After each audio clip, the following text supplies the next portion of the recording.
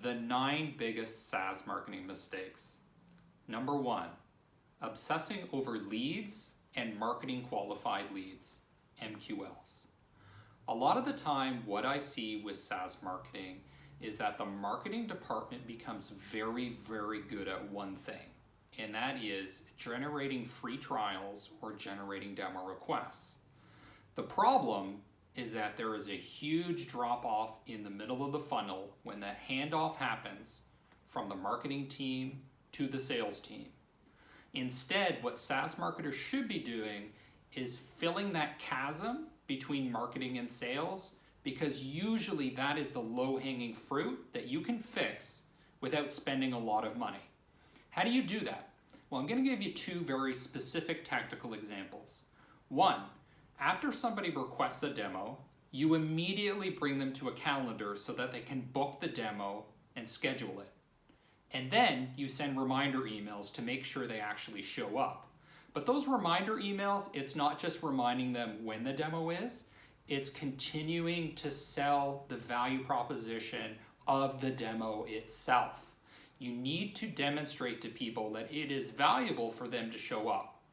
So focus on that handoff from marketing to sales, and you'll get a much bigger lift in your performance. Another tactical example, continue to market to people after they become an MQL. All too often, marketers generate the demo request, they generate the free trial, and then they say, mission accomplished. Mission not accomplished. You need to do retargeting. You need to continue to advertise to people that have become MQLs. You need to continue to send marketing emails to those people. Often this is the result of optimizing your budget per MQL, a cost per MQL. Instead, you should be looking at SQLs, SQOs, pipeline revenue. And what that may mean is that the cost for free trial sign up, the cost per demo request may actually go up, but the overall customer acquisition cost will come down. Okay, number 2, the biggest strategic mistake that marketers make is they do not focus enough on partners. And there are different types of partners. One of the key ones that people ignore are key influencers. Key influencers are people that already influence your target customers. They already have clout, they already have credibility. One way you can find them is using this excellent tool called SparkToro. Influencer marketing, greatly underestimated. Other companies can also be partners. Other software companies. Usually in the SaaS space, there's some critical piece of software that has a tight relationship with your target customer. This is the CRM, this is the ERP, this is the accounting system, it's the practice management system. That is the ideal partnership. That's where the trust is. That is the integration hub. You can also partner with companies that are similar size to you. You can partner with companies that are smaller. You can partner with small scale influencers such as lawyers, accountants, web developers, designers, all sorts of different types of people that influence your target customer. Now, this is particularly important when there's some trigger event where the demand for your product suddenly surges. So that might be something like a bankruptcy. Well, you're going to want bankruptcy lawyers to know about your product because they're going to influence the customer at that critical juncture. Now, this mistake is super common, and the reason is because SaaS marketers typically define the target market as the target customer. This isn't true. Part of your target market is also the partners, and you need to create value for partners just as much as you create value for end users and customers. Okay, number 3, this obsession with inbound content marketing, and in particular, high-level thought leadership. I don't know how many times I've looked at companies where they just keep cranking out content like they're journalists. Most SaaS companies, you're not the New York Times. You are not in the business of journalism. Usually what I see here is tons of value is created for the reader. The reader gets to solve their problem, they get entertaining content, they get useful information, but what's in it for the SaaS company if those people don't become customers? So usually what I see is tons of traffic through the blog. That's great, but if that doesn't convert to sales pipeline or to revenue, it doesn't really matter. So the solution is usually to stop focusing so much on high-level thought leadership, unless you're a very large company, and start talking more about problems that are very closely tied and can easily segue to your product and the problem that your product solves. One of the biggest problems with inbound content marketing is that it just takes a lot of time. You might be at it for a year before you're ROI positive, and that's fine if you're in it for the long haul. I've worked at SaaS companies where they've already been around for 10 years, and that's great. They have a long-term vision. You can invest in that sort of thing. But if you're very ambitious and you want quick results, probably not the best way to go. The best way to go, I would say, in terms of efficiency, instead of building an audience from the ground up and building a followership so that you're like a journalistic entity, is latch on to people that already have it. Latch on to the influencers. Latch on to the publications, the PR agents, people that already have massive followings that you can tap into. Okay, number 4.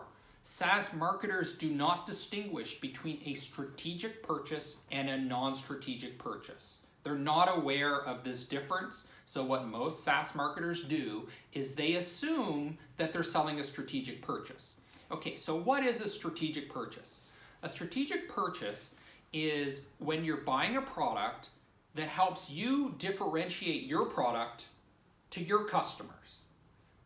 Okay, so for example, Jungle Scout is a strategic purchase. It's the software that allows Amazon sellers to figure out strategically what portfolio of products to offer. That's important because the portfolio of products differentiates one Amazon seller from another. But there are lots of SaaS companies, perhaps most SaaS companies, are non-strategic purchases. It doesn't differentiate, the SaaS does not differentiate your product to your target customers. An example of this would be a lot of these live chat plugins for your website. There's a bunch of them, and although they help with your revenue, they help with the customer engagement, they make communication easy, I love them. I've seen great performance with these. They're not strategic purchases because fundamentally it doesn't change what you're selling and whether your customer chooses you or another. Okay, so the key problem there is that if you're marketing something as strategic purchase, you want to focus on how much different you are, you want to quantify how much more money you save people, but you're wasting your time. When you're selling a non-strategic purchase, just sell at a fair price, focus on lubricating the sales process, make it seem as easy as possible. That's how you market a non-strategic purchase. Don't talk about high-level benefits and how you're going to completely change the company, completely revolutionize the profit, because if you talk like that, it's just going to sound like marketing fluff, especially to target customers that are more technical. Okay, number 5, the assumption that benefits matter more than features. Sometimes that's true, okay? High-level benefits, sometimes that is the most important thing, especially when you're selling something that has psychological, emotional value. A lot of the time in SaaS, however, the use case is more technical, it's more feature-centric, it's more based on functionality and outcomes that are not high-level. So all too often when I go to a landing page or a home page for a SaaS company, they're talking in really abstract high-level senses. We're going to save you tons of money. And I'm just thinking, okay, what the heck do you even do? What is your product? What's the product category? How are you going to save me money? It's too high level. Let's talk more about features. Let's talk more about specifics and use cases, less about high-level benefits. Number 6, brief copywriting. There's this myth that pithy writing is somehow better. And sometimes, yes, I mean, people only have so much time. But if you're just being brief, you're being witty, you're using 1-2 word sentences with periods, you're not giving me enough information to make a decision. And this is a common problem I see with marketers where they want to talk high level. They don't want to get into the nitty-gritty of how the product creates value. They don't want to get into the technical because they're not product managers, they're not engineers. So they take the easy way out and they just say, oh, here's kind of a high-level brief overview, you can request a demo. And then what happens when they request the demo? They go into a conversation with the sales team. The sales team says this person's not qualified, they don't know enough of about the product. Instead, what you should do is provide a lot of detailed information, particularly information that addresses major objections. Does it integrate with this? Does it integrate with that? Is there a money-back guarantee? Get into some of the technicals instead of assuming that pithy writing is better writing. Okay, number 7, not quantifying your value proposition. This is a big mistake that marketers make when they're doing positioning with product marketing management. So what they do is they look at the different benefits, the different features, the category that their product's in, and they basically make a guess. They make a guess at here's the positioning that we're going to take. But if you break down your value proposition into different benefits, different use cases, you can quantify which component is creating the most value, which one is actually creating the most cost savings, which one is creating the most time savings, exactly how much is it creating time savings or creating value. When you quantify your positioning, your messaging strategy, your value proposition becomes much, much clearer, and it becomes easier to do sales enablement as well. Number 8, deciding on a strategy before you've set a goal. This is a big mistake companies make. I made this mistake before where I'm already looking at who is the target customer for this product without having the higher level perspective of what's the objective. If the objective is to make $1 billion, that eliminates a lot of target customers, a lot of target markets that you can participate in because they're just too tiny. And sometimes this is a trade-off. Sometimes you cannot go after the customer that is the best fit for your product. You have to go after the customer that is a big enough group to reach your goal. The other thing that happens when you set a goal first is it puts time constraints on what SaaS marketing you can do.